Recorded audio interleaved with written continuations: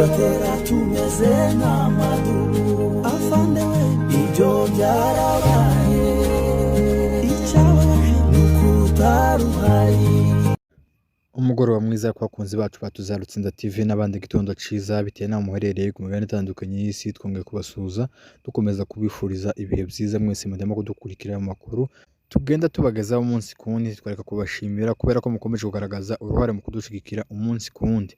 Ingingo zigenza mu kutuza kurambura turakubitira mu misozi miremire Murenge, tubabwira uko byifashe, hanyuma tuza kubitira n'ubundi za Katanga hagaragaye isubiranamo ry'ihuriro rya leta ya Kinshasa n'abazalendo, hanyuma n'ubundi turagenda tukomeza kureba andi makuru avugwa hirya no hino hatandukanye mu burasirazuba bwa Repubulika Demokarasi ya Kongo.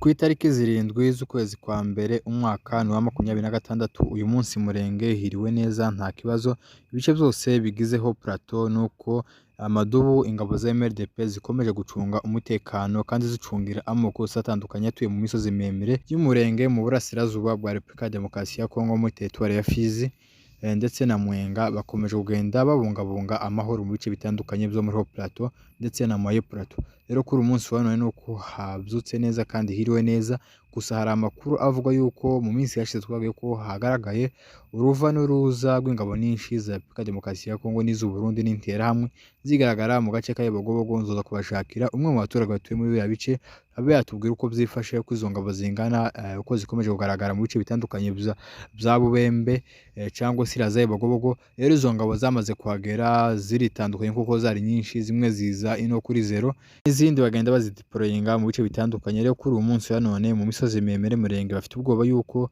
izo ngabo batunye muri bino bice bya Point Zero hagenzurwa n'ubundi na leta ya Kinshasa z'u Burundi zari zahunze zikongera kandi kuzamuka, ndetse n'izindi bagenda zituma mu bindi bice bitandukanye kuko zimwe zagiye gufunga iriya shamba rya Ndobo, izindi bagenda bazerekeza iriya Mushasha wa Baraka, bazerekeza iriya za Makobora ahari ibirindiro bikomeye bya M23, tubibutsa yuko iyo za Makobora niho M23 bayihagarariye kubera yuko hagiye haba ubusabe bw'imiryango mpuzamahanga ibasaba kuba bahagarariye aho ngaho bagashakira amahoro mu buryo bwa diplomasi, mu buryo bw'ibiganiro hadakoresheje isasu, hatamenetse amaraso y'abakongomani. Rero muri ubwo buryo leta ya Kinshasa n'abarundi akaba bakomeje kugenda baja gushotora M23 bayihagarariye aho ngaho, kandi ko M23 yarahagarariye mu biriya bice bya Makobora sukura ko ari buzi imbaraga zo gufata Baraka, zo gufata Fizi, ahubwo ni ku busabe bw'imiryango mpuzamahanga bumvishe bakubaha kugira ngo babe bashaka amahoro mu bijanye na diplomasi. Rero izi ngabo z'u Burundi zikomeje gusatira muri bice bya Makobora n'ubundi ni ukuja gushotora izasarambwe, ni ukuja gushotora abakomeze kugwanira uburenganzira bw'abakongomani bose muri rusange nta vangura nta robanura, kandi baje kubashotora n'ubundi M23 niho izabona impamvu yo gukomeza imbere yigarura n'ibindi bice bitandukanye kuko izo mbaraga zifite n'ubundi aho bari sukura ko babuze imbaraga zo kudakomeza imbere, ahubwo ni kugira ngo bakomeze babungabunga amahoro no mu bijanye n'ibiganiro nta maraso amenetse. Rero izo ngabo z'u Burundi zimwe bakaba bazohereje kuri Point Zero ingabo nyinshi kugira ngo zizahungabanye umutekano w'abanyamurenge batuye imisozi miremire Murenge, n'izindi bakaba bazohereje iriya za Makobora aho M23 bayihagarariye ku bushake bwabo kugira ngo baje gushotora. Ariko ibi ngibi bizaheza impamvu M23 ikomeza imbere. M23 yavuze yuko itazatega amaboko, icyo ishinzwe ni ukugwanira abaturage aho imbunde zituruka zirasa niyo bazagenda gufata kugira ngo bahoshe ayo makimbirane cyangwa se bahoshe abo baba bashaka guhungabanya umutekano w'abaturage kuko abo nibo M23 izagwanya. Rero nuko byifashe nuko ku ruhande rwa leta Kinshasa na FARDC bakomeje kwitegura intambara mu bice bitandukanye haba imisozi miremire Murenge ndetse n'iriya Mushasha wa Baraka na Fizi baje gushotora M23 ikomeje kurinda umutekano w'abaturage. Andi makuru reka tuyasimbukire mu gihugu cy'u Burundi nko twavuye ko tugenda dukora hirya no hino tureba amakuru avugwa mu mpande z'isi zitandukanye. Mu gihugu cy'u Burundi Radio Okapi yatangaje yuko hamaze gupfa abakongomani barenga 105 bose bicwa n'akarengane n'inzara no kutitwabwaho kwa leta y'u Burundi, kwa leta ya Gitega.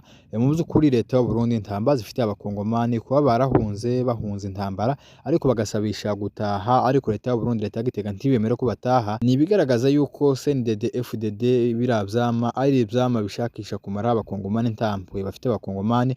Niyo mpamvu abakongomani bose bakumva impamvu M23 ikomeje kugwanira ntibarebe ku nyungu za leta ya Kinshasa ikomeje kugenda ibabisha ibashiramo propaganda, bakareba kuraba impinduramatwara M23 iri kuzanira abakongomani bose batandukanye. Rero Radio Okapi ikaba yatangaje ivuga yuko hamaze gupfa abakongomani barenga 100 bose bicwa n'akarengane bicwa n'inzara, bigaragara yuko batitaweho na leta ya Gitega, kandi leta ya Gitega ikomeje gukuramo inyungu nyinshi muri abaturage, ibwira amahanga yuko ifashe impunzi nyinshi z'abakongomani ikomeje kuzibesha izigaburira.